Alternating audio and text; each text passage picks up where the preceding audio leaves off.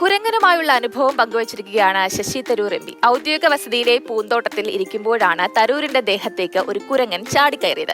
ശശി തരൂർ വെച്ചു നീട്ടിയ പഴവും കുരങ്ങൻ ആർത്തിയോടെ കഴിച്ചു തീർത്തെന്ന് എം പി എക്സിൽ കുറിച്ചിട്ടുണ്ട്. കുരങ്ങൻ അല്പനേരം തന്റെ നെഞ്ചിൽ തലവെച്ച് കിടന്നുവെന്നും അദ്ദേഹം പറയുന്നുണ്ട്. ഡൽഹി നഗരത്തിലെ മിക്ക വീടുകളിലെയും കെട്ടിടങ്ങളിലെയും സ്ഥിര സാന്നിധ്യമാണ് ഈ കുരങ്ങുകൾ.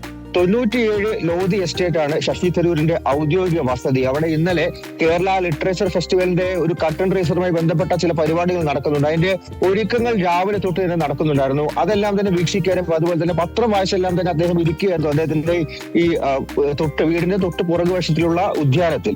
അതിനിടയിലാണ് പുറകിലുള്ള മതിലിൽ നിന്നും ഇങ്ങനെ ഒരു കുരങ്ങ് ചാടിക്കേറി വന്ന് അത് അദ്ദേഹത്തിന്റെ മുകളിലോട്ട് കയറിയിരിക്കുന്നത്. ഡൽഹിയുടെ കാര്യം പറയുകയാണെങ്കിൽ ഡൽഹിയിൽ ആദ്യമായിട്ട് വരുന്ന ഒരാൾക്ക് വളരെ കൗതുകം തോന്നുന്നു. പക്ഷേ സ്ഥിരതാമസമാക്കിയിട്ടുള്ളവർക്ക് പലപ്പോഴും ശല്യമാകുന്ന ഒരു കാര്യമാണ് ഈ നഗരത്തിനിടയിൽ തന്നെ വസിക്കുന്ന കുരങ്ങുകൾ.